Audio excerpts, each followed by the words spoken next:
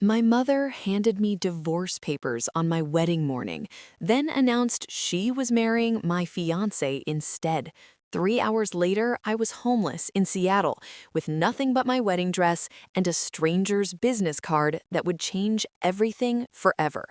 Don't miss a single beat of this story. Subscribe, like, share with someone who loves gripping stories, and drop your thoughts below. My 10 p.m. stories, one story every night at 10 p.m. This is about the morning I stopped being someone's daughter and became a ghost in my own life. It's about discovering that the people who raised you can erase you with the same ease they once celebrated you. And it's about the moment a stranger saw what my own family refused to see. That kindness isn't weakness, and sometimes the family you choose becomes the only one worth keeping. Tonight, I'm telling you how I survived being deleted. The Fairmont Olympic Hotel smelled like gardenias and lies. I stood in the bridal suite, ivory silk pooling at my feet, while my mother, Diane, adjusted her own dress in the mirror behind me. She looked flawless at 54, blonde highlights freshly done, Botox smoothed to perfection, wearing a champagne-colored gown that cost more than most people's cars. "Sweetheart, we need to talk before the ceremony," she said, voice honey-sweet in that way that always preceded something terrible. My hands trembled as I fastened my grandmother's pearl earrings. "Mom, can it wait? Marcus will be here in 20 minutes for photos." She pulled an envelope from her Chanel clutch, crisp, legal-sized, the kind that changes lives. "Marcus won't be coming, Riley. Neither will the guests." The room tilted. I gripped the vanity, silk rustling as I turned to face her. "What are you talking about?" Diane's smile didn't reach her eyes. "Marcus and I have been seeing each other for 8 months. We're in love, real love, not whatever college romance fantasy you two were playing at." She set the envelope on the dresser. "These are divorce papers for your father and me. Marcus and I are getting married next month in Maui." My throat closed. The words made sound but made no sense. "You're what? You and Marcus? My Marcus?" "Technically my Marcus now." She checked her lipstick, utterly calm. "Your father knows. He's already moved his things to the condo in Bellevue. The house is being sold. We've divided everything, and before you ask, you're not entitled to any of it." The gardenias suddenly smelled like rotting flowers at a funeral. I couldn't breathe. I couldn't think. "Where's Dad? He wouldn't—" "Your father agreed this was best." Diane's voice hardened. "Riley, you're 28 years old. We've supported you through undergrad, your finding yourself year in Europe, grad school you never finished. We paid for this wedding venue, the dress, everything. Consider it our final gift." "Final gift?" My voice cracked. "You're stealing my fiancé and calling it a gift?" She sighed like I was being difficult. "Marcus came to me, not the other way around. He said you were sweet but exhausting, always needing reassurance, never quite sure what you wanted to do with your life. He needed a woman, not a project." Each word was a knife between my ribs. "I'm keeping the house in Madison Park," she continued, pulling on her gloves. "Your brother Trevor gets the vacation property in Palm Springs. You can collect your belongings from the storage unit we rented in Tacoma. The key is in the envelope, with a check for $3,000. That should cover the first and last month's rent somewhere." $3,000? I whispered. "After everything?" "After everything we've given you, yes. This is called standing on your own feet. You should try it." My little brother appeared in the doorway. Trevor, 25, wearing the designer suit I'd helped him pick out last month for his new job at Dad's law firm. His face showed no surprise, no sympathy. "Security's waiting to escort you out," he said flatly. That's when I understood. They'd all known, all agreed, and I was the only one who hadn't seen it coming. They walked me through the service entrance like I was trespassing, still in my wedding dress, still holding the bouquet of peonies I'd spent hours choosing. Hotel staff looked away, embarrassed. In the parking garage, I found my car, my 10-year-old Subaru, packed with trash bags of my belongings. Not boxes, trash bags. My Stanford diploma, childhood photos, clothes, everything I owned, stuffed into black garbage bags and shoved into my trunk and back seat. A post-it note on the steering wheel read, "Storage unit address and key in glove box. Will be in Maui if you need anything. Mom." I sat in the driver's seat in a $4,000 wedding dress I'd never wear, holding that post-it, and something inside me just broke. The cry that came out wasn't human. It was the sound of a life imploding. I drove aimlessly through Seattle's morning rain, still in full bridal regalia, mascara streaming down my face. People stared at red lights. A homeless man outside Pike Place Market asked if I was okay. I couldn't answer. By noon, I was at the storage unit in Tacoma, a 5x5 concrete box that smelled of mildew. I sat on the cold floor between trash bags and realized I had nowhere to go. No apartment, no job.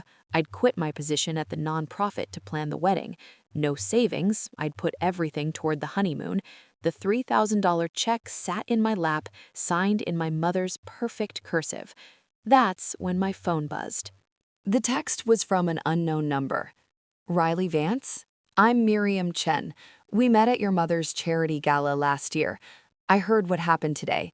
Meet me at Cafe Allegro in an hour. Come as you are."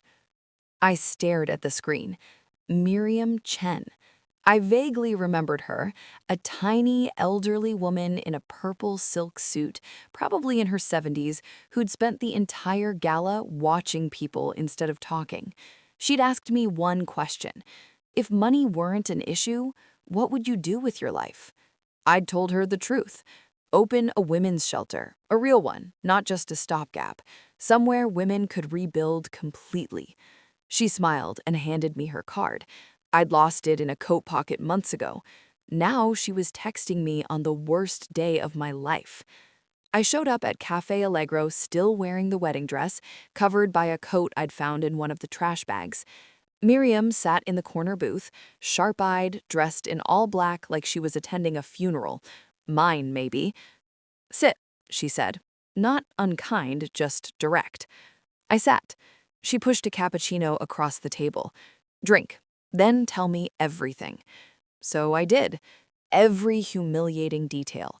The envelope, Marcus's betrayal, the trash bags, the $3,000 is like a severance package from the family I was born into. Miriam listened without interrupting. When I finished, she folded her hands on the table. "Your mother is a narcissist, your ex-fiancé is a coward, and your family just did you the biggest favor of your life." I laughed bitterly. Some favor. "I'm serious." Her eyes glinted. "They just cut you loose from people who would have drained you forever. Now you get to choose who you become." Miriam pulled out her phone and showed me a photograph, a massive Tudor-style mansion in Queen Anne, surrounded by old-growth trees overlooking Elliott Bay. "This is my home," she said. 6 bedrooms, 3 completely empty. I'm 73 years old, widowed, and have no children. I've spent the last 20 years running the Chen Foundation. We fund women's initiatives, education programs, and emergency housing. I stared at the photo, not understanding. "I need someone to help me run it," Miriam continued. "Someone who actually gives a damn, not another Ivy League resume who wants a line on their CV. I've watched you for a year, Riley. At that gala, you were the only person who talked to the caterers like they were human.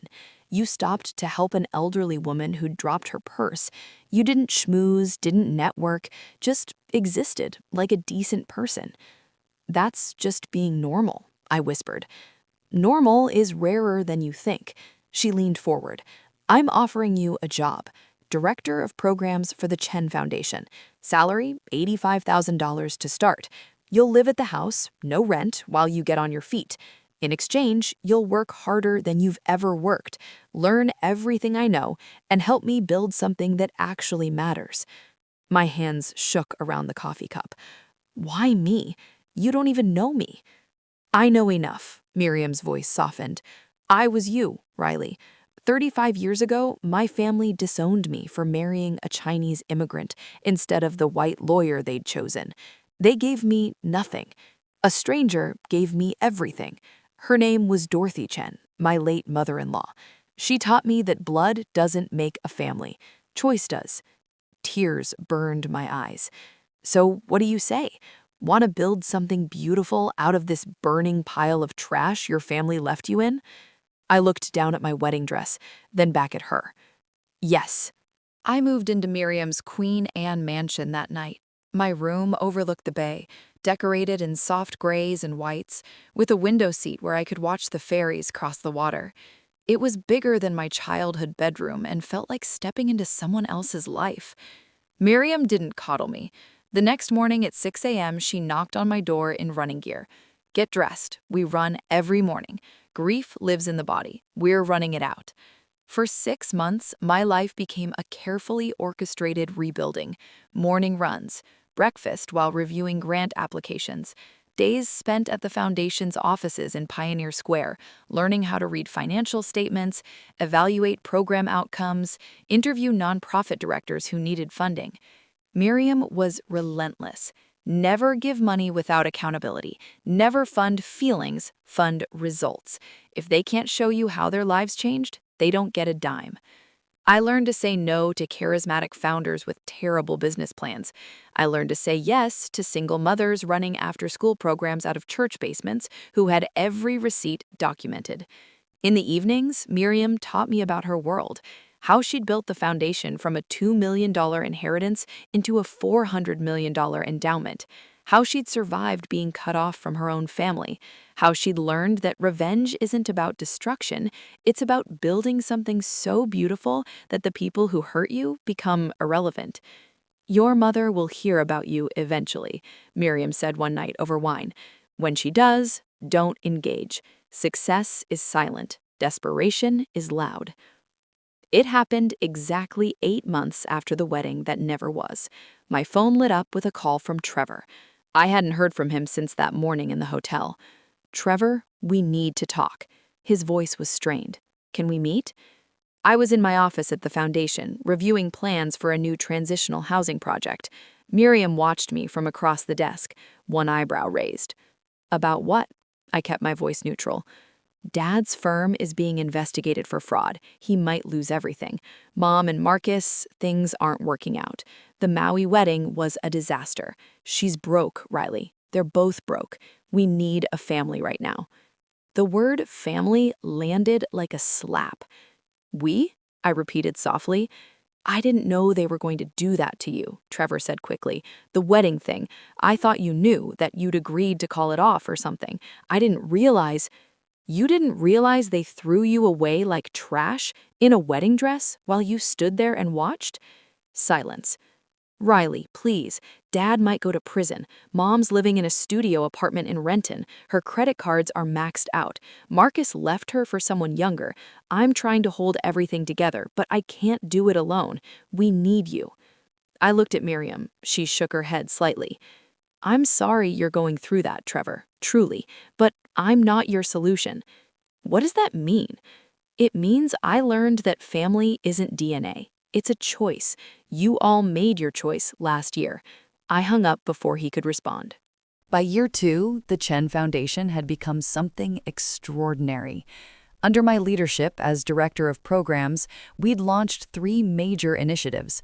The Second Chance House, a 12-unit apartment building in Rainier Valley where women leaving domestic violence situations could live rent-free for up to 2 years while getting job training, therapy, and childcare.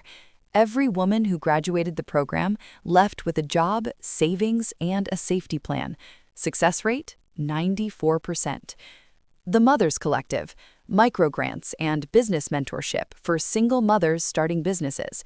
We'd funded everything from a Somali catering company to a mobile hair salon. 40 women were employed within 18 months. Project Restore, free legal aid, therapy, and financial counseling for women rebuilding after family estrangement or divorce. This one was personal. This one was mine. The Seattle Times ran a feature, "The Foundation Transforming Women's Lives, One Story at a Time." My photo was on the front page of the local section. Miriam framed it and hung it in her study. "Your mother will see this," she said. "Are you ready?" I was. 3 days later, Diane called. "Riley, darling, I've been trying to reach you." Her voice was different, smaller. The confidence is gone. "I've been busy," I said. I was at my desk at the foundation, staring at the Seattle skyline. "I saw the article. Sweetheart, I'm so proud of you. I always knew you'd find your way." The audacity punched the air from my lungs. "You're proud?" I said slowly. "Of course, you're my daughter. I've always wanted the best for you." "You handed me divorce papers on my wedding day and stole my fiancé." Silence. Then, "That was a complicated time.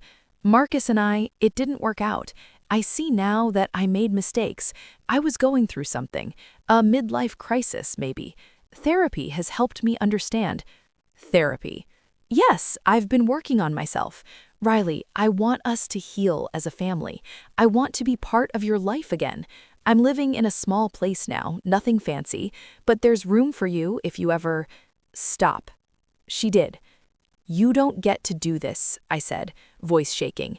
"You don't get to obliterate someone and then waltz back in with therapy buzzwords when your life falls apart. I'm not your emotional support animal. I'm not your backup plan." "Riley, please, I'm your mother. I made mistakes, but I love you." "You love what I can give you. That's not the same thing." I hung up. Miriam appeared in my doorway moments later with tea. She didn't ask. She just sat with me while I cried for the mother I'd never actually had. The calls kept coming. Trevor, begging me to co-sign a loan for Dad's legal fees. Diane, asking if the foundation could hire her as a consultant since she had so much experience with nonprofits. She'd attended charity galas. That was it. Marcus, incredibly, texting to say he'd made a mistake and wanted to reconnect. I blocked them all. Instead, I poured everything into the work. Miriam was aging, small things at first, forgetting names, moving slower. She started training me to take over completely. "When I'm gone," she said one evening, "the foundation is yours. The house is yours. Everything I've built, it's yours to steward." "Miriam, let me finish." Her eyes were fierce. "You are the daughter I never had, not because you're perfect, but because you chose to be kind when the world gave you every reason to be cruel. That's who I trust with my legacy." By year 3, I was CEO. Miriam stayed on as board chair, but the operation was mine. We'd grown to a $50 million annual budget, funded 200-plus organizations, and directly helped over 3,000 women rebuild their lives. I hired formerly homeless women as foundation staff. I prioritized funding for programs others ignored: immigrants, trans women, women with criminal records. If you'd been thrown away, we saw you. The New York Times called us the gold standard for feminist philanthropy. That's when my family really came knocking. They showed up at the foundation's office unannounced, all 3 of them, Diane, Trevor, and, God help me, Marcus. Security called up from the lobby. "Send them up," I told reception. Miriam, now 76 and fiercer than ever, sat in the corner of my office, knitting calmly. They walked in looking like refugees from their former lives. Diane's highlights had grown out, revealing gray roots. She wore a Target dress. Trevor's suit was off the rack, wrinkled. Marcus had gained weight, lost hair, and wore desperation like cologne. "Riley," Diane's voice cracked, "thank you for seeing us." I didn't offer seats. "You have 5 minutes. Trevor spoke first. "Dad's going to prison, 2 years minimum. The firm collapsed. We're going to lose the condo, Mom's about to be evicted, I'm barely covering my own rent working at a call center. And you want money," I finished. "We want help," Diane corrected, "from my family. Isn't that what your foundation does? Helps women in crisis?" The sheer audacity. "My foundation helps women who've been abandoned, abused, and erased," I said quietly. "Women who society throws away. Women like me." Marcus stepped forward. "Riley, I know I hurt you. I was an idiot. But we have history. Doesn't that count for something?" Miriam's knitting needles clicked steadily in the silence. "Let me tell you what counts," I said. "You threw me away when I was worth nothing. Now you want me back because I'm worth something. That's not love. That's opportunism." "We're family," insisted Trevor. "No," I said. "We share DNA. That's all." I walked to my desk and pulled out 3 folders. Miriam had helped me prepare them. Inside each folder, I said, you'll find resources: housing assistance programs, job placement services, free therapy referrals, legal aid contacts, everything you need to rebuild. The same resources we give to every woman who walks through our doors with nothing. Diane's face crumpled. "Riley, please, we don't need a pamphlet. We need you. We need real help. This is real help. This is the help that teaches you to stand on your own feet. Isn't that what you said I needed?" The words landed like acid. Trevor grabbed his folder, jaw tight. "So that's it? We're nothing to you now?" "You made me nothing to you first," I said softly. "I'm just returning the favor." Marcus reached for me. "Riley, don't." My voice cut like glass. "You don't get to touch me. You don't get to call me. You don't get anything from me, except this. I survived what you did to me. I became someone extraordinary despite you. And that's the last thing you'll ever get from me." Miriam stood, tiny but towering. "Gentlemen, lady, the exits are clearly marked." Security escorted them out. Diane was crying. Trevor was furious. Marcus just looked broken. I watched them leave and felt nothing. Not anger, not satisfaction. Just the clean, empty space where they used to live in my chest. "How do you feel?" Miriam asked. "Free," I whispered. 5 years after the wedding that never happened, I stood in front of 500 people at the opening of the Chen Vance Women's Center, a 40,000 square foot facility in South Seattle, offering everything from emergency shelter to job training to therapy to childcare. Miriam, now 78 and using a cane, sat in the front row, glowing with pride. The governor was there, the mayor, every nonprofit director we'd ever funded. But the women I was most proud to see were the ones in the back rows, former residents of our programs, now business owners, students, mothers who'd escaped hell and built heaven. I spotted them in the crowd, standing near the exit. Diane, Trevor, and a woman I didn't recognize, probably Trevor's girlfriend.